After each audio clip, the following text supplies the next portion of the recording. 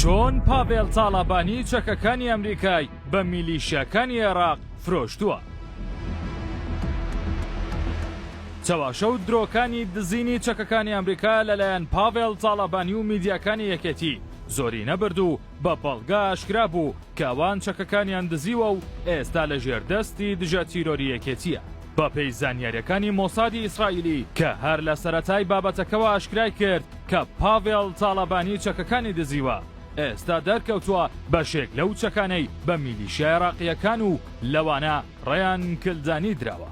پێدانی ئەو چەکە دزرابانەی ئەمریکا بە ڕێیان کلدانی لەلایەن پاڤێڵ تاڵابانی تاوانی دزیەکەی گەورەتر دەکات، چونکە ڕێیانکردانی لە لیستی تیرۆری ئەمریکادایە و ئامەژوا دەکات ناوی پاڤێڵ تاڵابانی هاوشێوەی ڕێیانکردانی بچێتە لیستی تیرۆر. ئەم بابەتە لە کاتێکدایە کە ئەمریکا خەڵاتی ملیۆنان دۆلار لەسەر سەرکردەی میلیشیای عێراقیەکان دادەنێت و میدیەکانی عێراق ئاشکرایان کردووە دوای ئەبوو ئالا وەلایی نۆرەی پاڤێڵ تاڵابانی و قەیس خەزعەلی و ڕێیان کلدانی دێت.